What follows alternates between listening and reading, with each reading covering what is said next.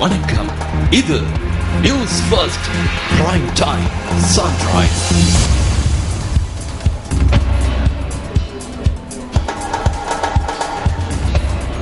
வணக்கம். இது நியூஸ் ஃபர்ஸ்டின் காலை நேர பிரதான செய்திகள். உங்களோடு இணைந்திருக்கும் நான் சாம்பவி குமாரலிங்கம்.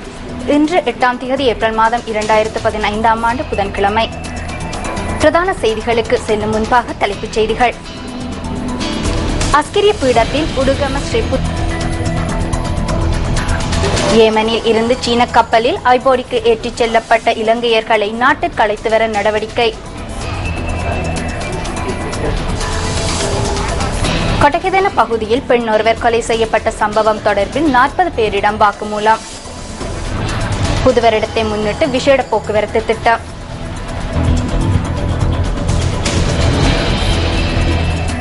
அஸ்கிரிய பீடத்தின் மகாநாயகர் உடுகம ஸ்ரீ புத்தஹித்ர தேரர் தனது 85வது வயதில் இன்று அதிகாலை இயற்கை எய்தினார். சிறிது காலம் நோய்வாய்ப்பட்டிருந்த மகாநாயக்க தேரர் சிங்கப்பூர் மவுண்ட் எலிசபெத் வைத்தியசாலையில் சிகிச்சை பெற்று வந்த நிலையிலேயே இயற்கை எய்தியுள்ளார்.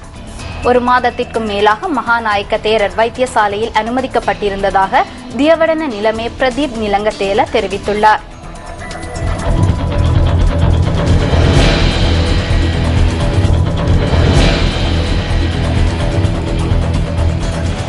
புதுவருடத்தை முன்னிட்டு விசேட போக்குவரத்து நடவடிக்கைகள் முன்னெடுக்கப்பட உள்ளது. எதிர்வரும் 16ஆம் தேதி வரை விசேட போக்குவரத்து சேவையை முன்னெடுக்க உள்ளதாக இலங்கை போக்குவரத்து சபையின் பிரதி பொது முகாமையாளர் ராஜகுணதிலக தெரிவித்தார். தனியார் பஸ் உரிமையாளர்களுடன் ஒன்றிணைந்து இன்று முதல் இந்த விசேட போக்குவரத்து நடவடிக்கையை முன்னெடுக்க உள்ளதாக தேசிய போக்குவரத்து ஆணைக்குழு தெரிவித்துள்ளது.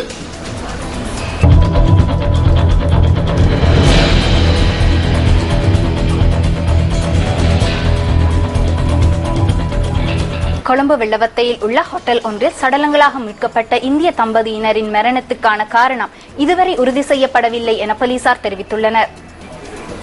சடலங்களாக மீட்கப்பட்ட இந்திய தம்பதியினரின் பிரேத பரிசோதனை கல்போவில போதனா வைத்தியசாலையில் நடத்தப்பட்டதாக போலீஸ் ஊடக பேச்சாளர் உதவி போலீஸ் அத்தியட்சகர் ருவன் குணசேகர் தெரிவித்தார். இதன்போது இவர்களின் மரணத்திற்கான காரணம் உறுதி செய்யப்படவில்லை என போலீஸ் ஊடக பேச்சாளர் குறிப்பிட்டார். உயிரிழந்த பெண் கர்ப்பிணி என்பது தெரிய வந்துள்ளது.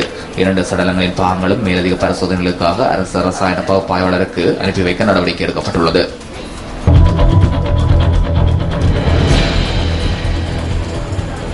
கொட்டகைதன பகுதியில் பெண்ணொருவர் கொலை செய்யப்பட்ட சம்பவம் தொடர்பில் 40 பேரிடம் வாக்குமூலம் பதிவு செய்யப்பட்டுள்ளது.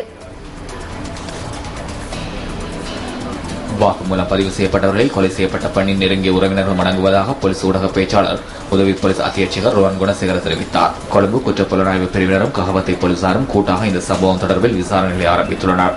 கொலை சம்பவம் இடம்பெற்ற இடத்தில் அரசு ரசாயன பகுப்பாய்வாளர் நேற்றைய தினம் பரிசோதனைகளை முன்னெடுத்தார்.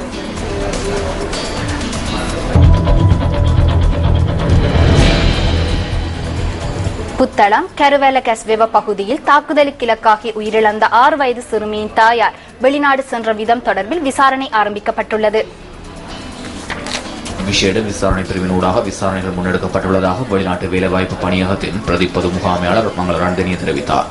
கொலை செய்யப்பட்ட சிறுமியின் தாயார் வெளிநாடு வேலைவாய்ப்பு பணியகத்தில் பதிவு செய்யாது வெளிநாடு சென்றுள்ளதாக அவர் குறிப்பிட்டார். இதேவேளை குறித்த கொலையுடன் தொடர்புடைய சந்தேகத்தின் பேரில் கொலை செய்யப்பட்ட சிறுமியின் தந்தை மற்றும் சித்தி ஆகியோர் கைது செய்யப்பட்டுள்ளனர்.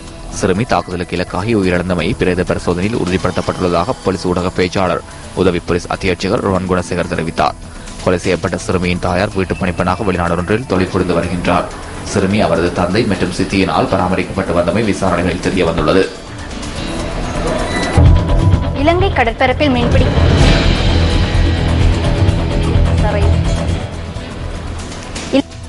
மீன்பிடிக்க அனுமதி வழங்குமாறு தமிழக மீனவர்கள் விடுத்த கோரிக்கையை இலங்கை அரசாங்கம் நிராகரித்துள்ளது. வருடத்தில் 83 நாட்கள் வீதம் எதிர்வரும் 3 வருடங்களுக்கு இலங்கை கடற்பரப்பில் மீன்பிடிக்க தமிழக மீனவர்கள் அனுமதி கோரியிருந்ததாக கடற்றொழில் அமைச்சர் மஹிந்த அமரவீர தெரிவித்தார். சென்னையில் நடைபெற்ற மீனவர் பேச்சுவார்த்தையின் போது தமிழக தரப்பினரால் முன்வைக்கப்பட்ட இந்த கோரிக்கையை அமைச்சர் நிராகரித்துள்ளதாக அவர் தெரிவித்தார். தமிழக மீனவர்களுக்கு ஒரு நாளேனும் இலங்கை கடற்பரப்பில் மீன்பிடிப்பதற்கு அனுமதி வழங்கப்பட மாட்டாது எனவும் கடற்தொழில் அமைச்சு வலியுறுத்தியுள்ளது.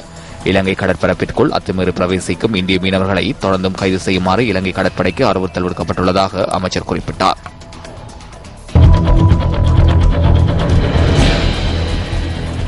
தமிழ் மற்றும் சிங்கள மொழி மூல பாடசாலைகளுக்கு இன்று முதலாம் தவணை விடுமுறை வழங்கப்பட்டுள்ளது. இதற்கமைய 2ஆம் தவணை கல்வி நடவடிக்கைகளுக்காக எதிர்வரும் 21ஆம் திகதி பாடசாலைகள் மீண்டும் திறக்கப்பட உள்ளதாக கல்வி அமைச்சு தெரிவித்துள்ளது. முஸ்லிம் பாடசாலைகளுக்கான 1ஆம் தவணை விடுமுறை எதிர்வரும் 10ஆம் திகதி ஆரம்பமாக உள்ளது. முஸ்லிம் பாடசாலைகளின் 2ஆம் தவணை கல்வி செயற்பாடுகள் ஏப்ரல் 20ஆம் திகதி முதல் முன்னெடுக்கப்பட உள்ளதாகவும் கல்வி அமைச்சு மேலும் குறிப்பிட்டுள்ளது.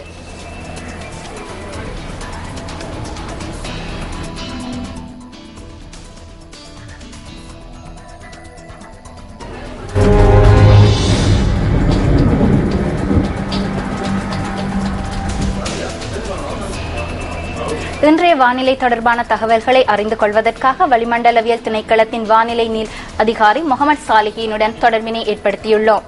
வணக்கம். வணக்கம் சாம்பவி.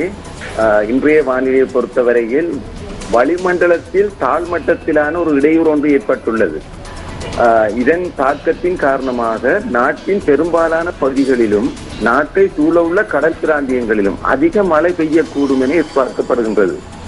பிற்பகல் அல்லது மாலை வேளைகளில் நாட்டின் பெரும்பாலான பகுதிகளில் மழை அல்லது இடியுடன் கூடிய மழை பெய்யக்கூடும்.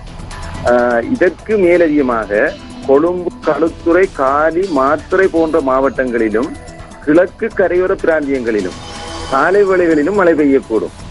சில இடங்களில் சுமார் 100 மில்லிமீட்டருக்கும் அதிகமான மழை பெய்யக்கூடும் எனவும் எதிர்பார்க்கப்படுகின்றது. இடியுடன் கூடிய மழை பெய்கின்ற வேளைகளில் பலத்த காற்றும் மின்னல் தாக்கங்களும் ஏற்படக்கூடும். இவ்வாறான சந்தர்ப்பங்களில் பொதுமக்கள் அவதானத்துடன் செயற்படுமாறும் கேட்டுக்கொள்ளப்படுகின்றனர். இன்று மதியம் சுமார் 12 மணி அளவில் சூரியன் பமுனுகம், தொலஸ்வாகே மற்றும் கொட்டக்கொட போன்ற இடங்களுக்கு மேலாக உச்சம் கொடுக்கக்கூடியதாக இருக்கும். கடல் பிராந்தியங்களை பொறுத்தவரையில் நீர்கொழும்பு தொடக்கம் கொழும்பு, காலி ஊடாக பொத்துவில் வரையான கரையோரத்துக்கு அப்பாலுள்ள கடல் பிரதேசங்களில் மழை அல்லது இடியுடன் கூடிய மழை பெய்யக்கூடும். பிற்பகல் அல்லது இரவு வேளைகளில் நாட்டை சூழவுள்ள கடல் பிராந்தியங்களில் மழை அல்லது இடியுடன் கூடிய மழை பெய்யக்கூடும். கடற்பிராந்தியங்களில் காற்று மணித்தியாலத்துக்கு 20 முதல் 30 கிலோமீட்டர் வேகத்தில் தென்மேற்கு திசையிலிருந்து வீசும். இடியுடன் கூடிய மழை பெய்கின்ற வேளைகளில் தற்காலிகமாக காற்றின் வேகம் அதிகரித்தும் காணப்படும்.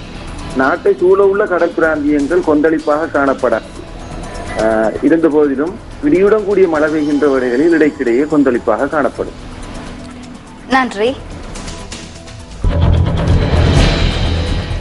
இத்துடன் எமது காலை நேர பிரதான செய்தி நிறைவடைகின்றது. தொடர்ந்து எதிர்பாருங்கள் எமது மணித்தியால செய்தியினை. வணக்கம். 0114-896-896 www.newsfirst.lk.